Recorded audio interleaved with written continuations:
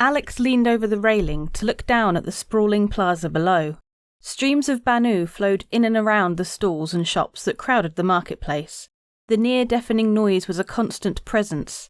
Sellers shouted proudly about their wares. Shrewd traders loudly haggled over sips of sloma, while young runners darted about trying to lure potential customers back to their Sulis merchantmen, where the finest fuel cyclers or crogberries or whatever it was they happened to be selling was waiting for just the right buyer.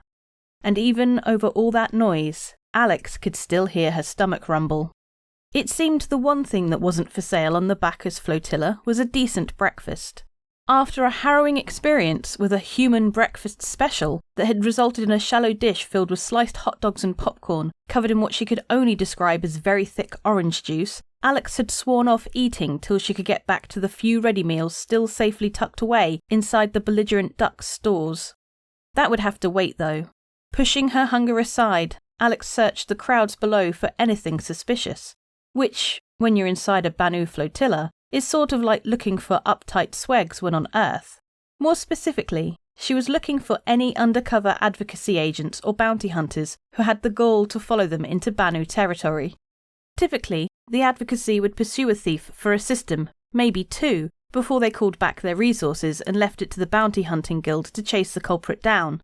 It wasn't that the advocacy weren't eager to see justice done, they just had more important things to spend their time and efforts on, like vicious outlaw gangs and crazed serial killers. It was why the Empire relied so heavily on the bounty system in the first place. Doubly so when the jurisdiction crossed into the Banu Protectorate. With a high enough price, you could have hundreds of bounty hunters searching for free and only have to pay the person who collected. It saved time and credits. The advocacy's focus was on big fish, and Alex had worked hard at staying a medium fish at best. Yet, her and Mass's escape from terror had proven to be anything but typical.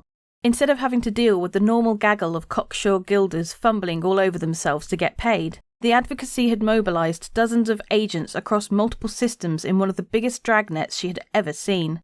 Every jump point had been swarming. Plus, there had been the daily dispatches encouraging citizens to share information with the authorities. Why was it that law-abiding types were always so bored they couldn't just mind their own damn business? The duck could barely stop to refuel without some good Samaritan recognizing them from the wanted posters plastered all over the spec. Maz had to work overtime blocking or delaying comms until they were away, and even then, they still had to fight their way free more times than was healthy. They'd always pulled through, though, but only by the slimmest of margins. Their mercury had the scars to prove it. On top of that, Alex had been forced to call in just about every outstanding favour she had.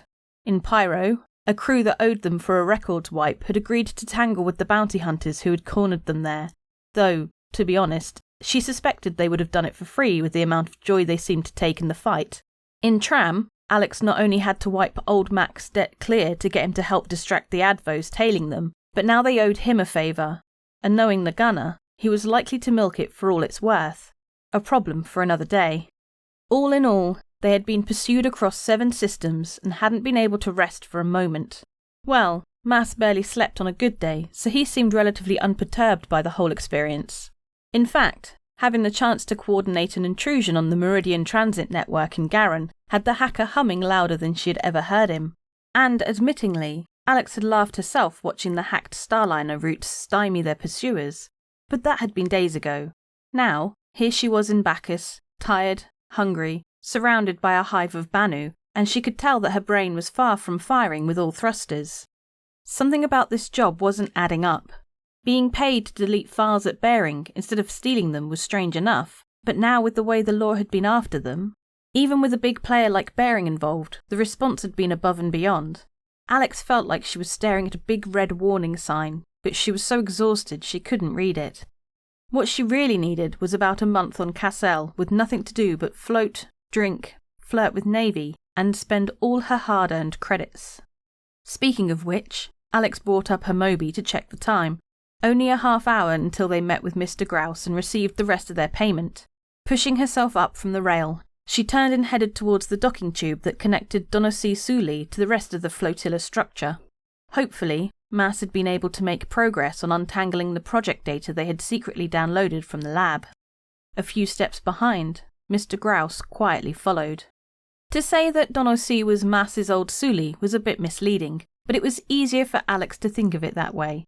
A programming guild, Donossi had been formed when the previous guild leader, Esso Suli Olosso, had died. Mass had used the turnover to buy his freedom, while most of the other guild members had joined Olosso's heir, Donossi, when she established her new Suli. So basically, all the same people working out of the same place, doing the same thing. Fortunately, while Mass was no longer considered family, Esso Suli Donossi was inclined to temporarily hire them both whenever they needed a place to lay low for a while. In exchange for Mass doing some work for them, he and Alex received the protection that being part of a powerful Suli brought, keeping would-be bounty hunters at bay thanks to the intricacies of Banu politics. Alex arrived through the old airlock that marked where the Donossi's ship connected to the flotilla. Not that it was much of a ship anymore. The thing hadn't flown in decades and was so hemmed in on all sides by other structures it was unclear if it could take off, even if it had wanted to. Carefully stepping over thick cable bundles, she made her way inside. It was cluttered for sure, but compared to some of the other Suli she had visited, Donossi was neat and organised. Rather than the unusual overflowing collection of odds and ends that most Banu seemed drawn to, the computer guild's wealth was all in data. Racks and racks of drives of various makes and models lined the walls, some of them older than her. In the centre of the room, several Banu half reclined at terminals poring over lines of code. Over the sound of typing, she could hear Mass happily humming to himself. "Any luck, Mass?" asked Alex. "Oh yes, much," replied Mass with a wide smile. "We have confirmed that Project Stargazer is particularly worthless." Alex turned to see Esso Suli Donossi enter the room. You could always tell when Donossi was approaching because the dozens of Moby glass that she wore clacked together as she walked. "Oh yes," said Donossi. "Complete garbage." That red warning sign in Alex's head started flashing a little faster. "What do you mean? We got paid a fortune to wipe this stuff." Mass walked over to Alex with a datapad and gestured to the screen. "This is Project Stargazer. Looks like a targeting reticule." It is a targeting reticule, part of a design that was supposed to help gunners recalibrate their weapons if the sighting was off during combat. The project was shelved last year when it was proven in tests to only be slightly more efficient than not using it. "The datapod you stored it on is worth more than this terrible information," said Donossi. "Total refuse, utter trash. No one would ever pay anything for such a thing as what you have bought." Alex's stomach sank when she realised that Donossi was repeating herself, a sure sign that the Esso Suli was negotiating. Part of the agreed-upon price for the Suli's protection had been the info they'd stolen, and now it seemed that Donossi was no longer satisfied with that deal. This was not good news, considering that both her and Mass were technically indentured to the guild currently. "You can keep the datapod then," replied Alex. "Let's go, Mass." She pulled on his arm, trying to get him to follow her. "Mass, stay where you are," said Donossi in a firm voice. "Your debt has not been cleared." Mass stopped, and Alex found herself uselessly pulling on what might as well have been a brick wall. "What are you doing? Let's go." "I am sorry, Alex," said Mass. "I cannot leave until Esso Suli Donossi approves." "Are you serious?" "I will not break a given bond. I am not like a human." With that, Mass winked at her. Alex had been the one to teach Mass to wink, and it had quickly proven to be a terrible idea. More than a few deals had gone south thanks to him winking when Alex was attempting to stretch the truth a bit. However, since none of the other Banu knew what winking meant, the skill might finally have paid off. Mass wanted her to find a way out of this. "And what do you think our debt is?" asked Alex. "A month of labour. Mass will gain access to some difficult locked drives we have acquired, and you will clean." Even if they hadn't needed to make their rendezvous, there was no universe that existed where Alex would have taken those terms. A headache began to grow behind her eyes, like she didn't have enough on her plate without becoming a Banu slave for a month. Actually, Alex thought, why am I having to deal with this? And I say there is no debt. You agreed to take the info on the datapod, and that's what you got. A deal's a deal. Information that is worthless. Yeah, that sucks for you. Next time, negotiate better. A smile broke across Donossi's face. Very well. You are free to go. Oh, Alex responded, a bit taken aback by the sudden shift. Even though she lived with the Banu, she still could be surprised by how alien the aliens sometimes felt. Thanks.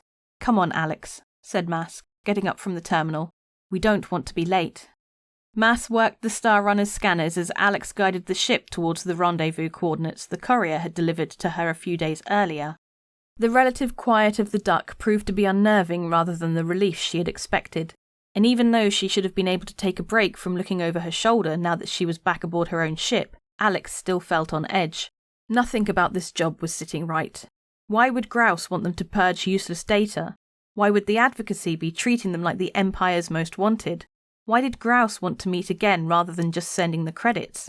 Why couldn't she figure out what the hell was going on? "This is a trap, yes?" asked Mass, having similar thoughts. "Yeah," agreed Alex. "You want to forget the credits and bail? It is a lot of credits. It is so many credits." Mass thought for a beat.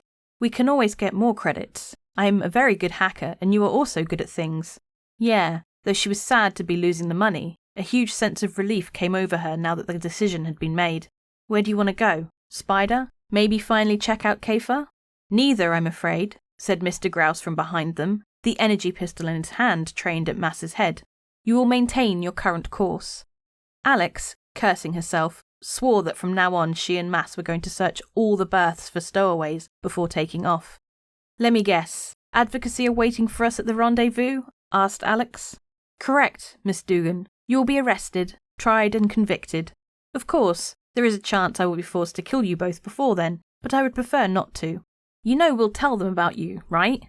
That has always been the plan. The only surprise was you managing to evade capture this long. I was certain they had you at the Devian jump point. It was most impressive when your Mercury gave them the slip once again."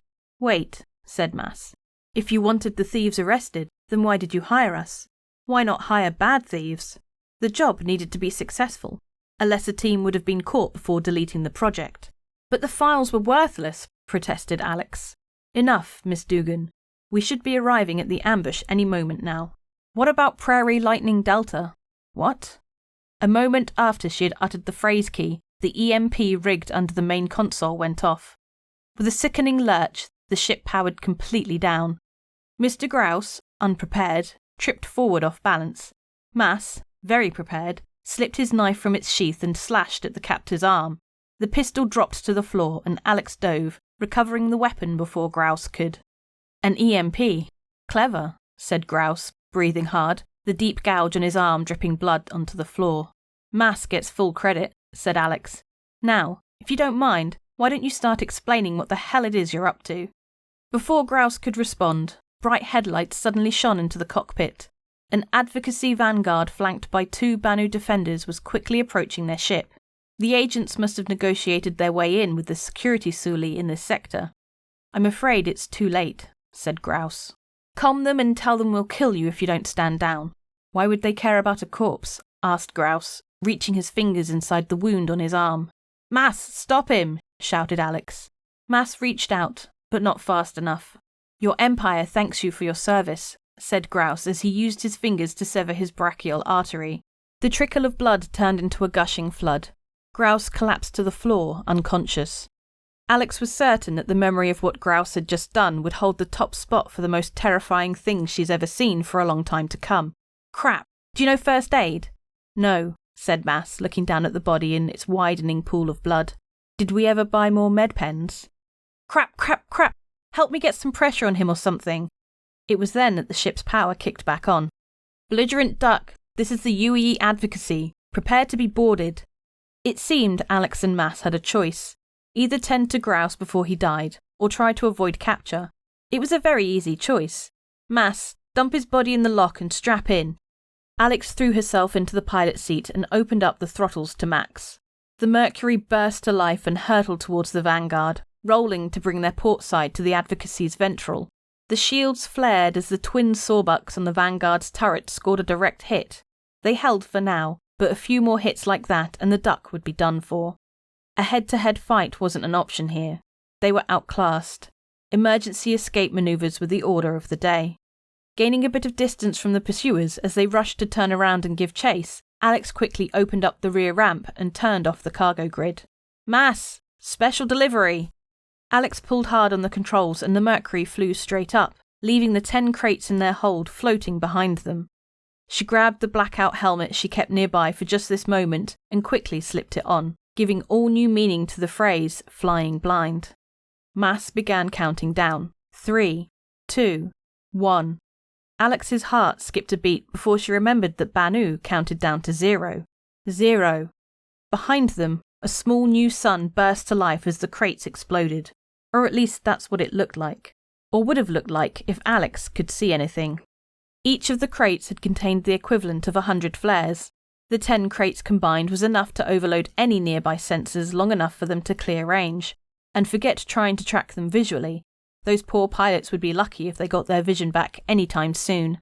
Alex pulled off the helmet and lined up a QT towards the Bacchus asteroid belt.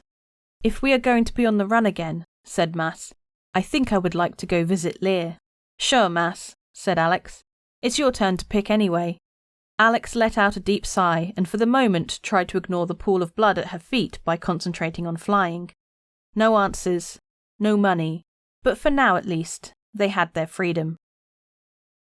"What's in the box?" That is what Pandora asked. She was told not to open that box, but she did. The internet is like Pandora's box, full of the chaos of the world. And Pandora basically opened an email attachment asking to help a millionaire prince move money around. Bam! It was Medusa all along. You've turned to stone. Foolish! You should know your Greek mythology. What's not foolish is nordvpn.com/BoredGamer. NordVPN is potentially one of the greatest Greek mythological heroes. It helps protect you from the terrors of the internet, helping you be more secure and private, while also giving you great accessibility. You can use my links down below to get NordVPN cheap. September, we've got a giveaway. Every month we have a ship giveaway, and this month is no different. We're giving away 5 ships this month. Actually, that is a bit different. That's 4 more than normal. We're going to give each of them to a different winner.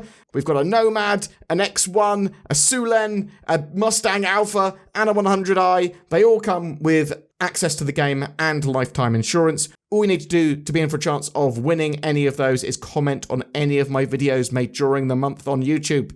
I want to say a massive thank you to all our patrons and channel members. Your support allows us to make daily content. You are the best. And you should consider joining them by clicking the join button under my videos. It goes a long way in helping us, as does commenting, sharing videos, liking, all of that jazz. You do not have to chuck money at us. But if you want to, I'm not going to stop you. Thanks for watching and have a great September.